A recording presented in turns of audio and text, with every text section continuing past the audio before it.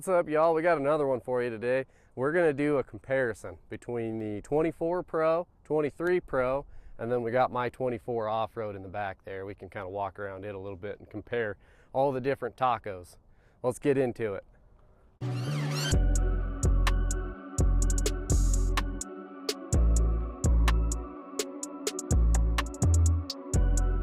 So we'll start with the 23 Pro versus the 24 Pro.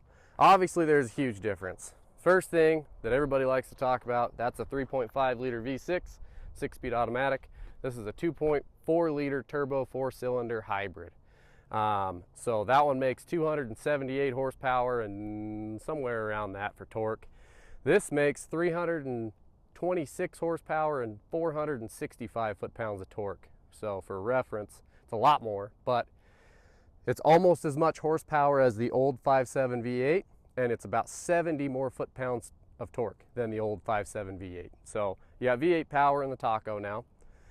These should get about 23-ish miles per gallon. What are you getting for miles per gallon, Andy? About 15. 15 miles per gallon on the Pro. Back here, you have the fenders. So these are way wider. I think this versus this for track width, I think it's like 5 inches wider. I'm not 100% sure on that. These are wider.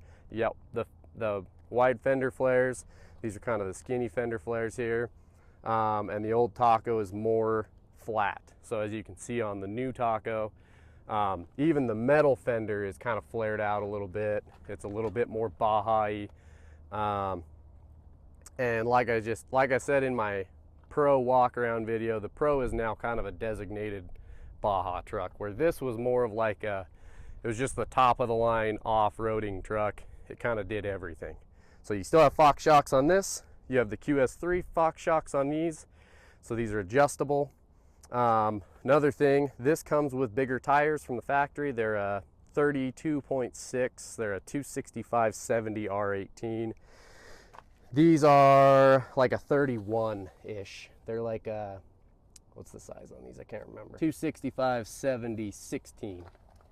So they're 2 inches smaller than that. Back here, you have the rock deflector down here, not the rock slider. It keeps the rocks from chipping up the side of your truck. We can look at mine in just a second and see what they look like when they don't have those. Big tires again.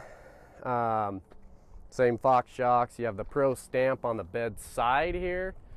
The new one, you have the stamp on the tailgate back here. This one has the little insert letters, so you can't see the actual stamp, but it's stamped on the tailgate on the new one. And then you have the iForce Max badge on the tailgate there. Another difference, you have the steel ARB bumper here. And then all the new Tacos have these high lift points. The old, keep saying old, it's a year old. The 23 Taco Pro just has the regular plastic bumper, no high lift points. And then as you can see, like I said, it's kind of the more flat design. It's not quite as Baja-y. They're both super cool. And then on these old ones, all the Tacos had Tacoma stamped in the bed. So, and then if you kind of step back a little bit, you can see how much bigger the new Pro is versus the 23 Pro. Way wider, quite a bit taller, pretty gnarly looking. So those are the main differences. Well, I guess let's do the interior real quick. And then on the interior, on the old Pro, you have the red stitching, you have this soft text that was kind of like in all of the premiums. It says Pro on the headrest. Just kind of the same basic dashboard as the old ones. What was weird about the old Pro is it was like an off-road, kind of like I said before, it was like an off-road premium with nicer shocks, and it was leveled, nicer wheels, that kind of stuff. This one obviously is quite a bit more expensive than the old ones. Like, how much more? 12 grand more or so? 15, 20. It's quite a bit more expensive, but they did a lot more stuff to it. So you have a heads-up display, you have the isodynamic seats, so that they have a seat that you can't get in any other model. They're bolstered really good, they hold you in place, they're really comfortable. And then you have kind of the same deal going on where you got the Toyota on the dash, like a carbon fiber look.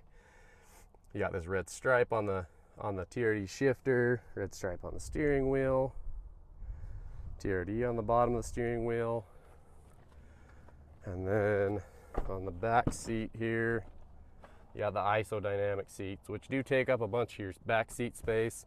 If you had to, I sat back here, I'm 5'10" and like 220. Your knees kind of fit in here. It's not the most comfortable, but you could use it. So you have those special seats.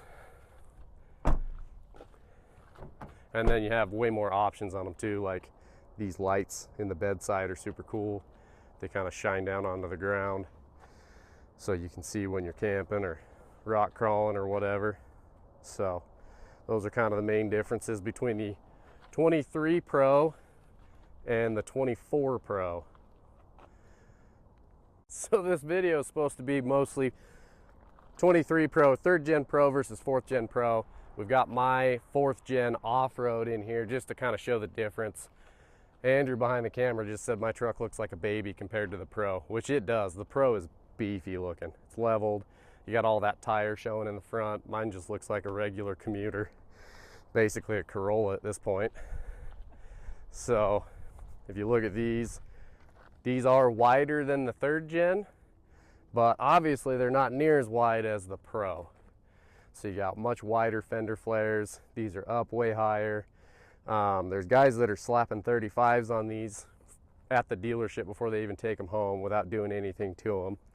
Mine is much lower. You'd have to do some stuff to it to get 35s on it. It still has the bubbly fenders, more Baja-y look, skinny body, wide fenders. Oh yeah, I was gonna say what happens when you don't have the rock deflectors. Right here, you got a bunch of rock chips and stuff on the bottom. Some of that's dirt, but you get the rock chips on the bottom, so that's what those rock deflectors are for. And then I have 1 inch taller tire than the 3rd Gen Pro on my off-road, 1 inch shorter tire than the 4th Gen Pro. And then I don't have the steel bumper or any of that cool fancy stuff. Unfortunately, they don't make solar octane in the Pro anymore. That's probably what I would buy. But even just looking at the 4th Gen off-road versus the 4th Gen Pro, that Pro is enormous. It's like a half ton, basically. Super cool truck. But anyway, I just wanted to show the difference between mostly the 3rd Gen Pro and the 4th Gen Pro, and then we got my truck here. Might as well walk around it and show the difference within the 4th Gen. So anyway, thanks for watching. Make sure you like, subscribe. That way you can catch us on the next one, and we'll see you on the next one.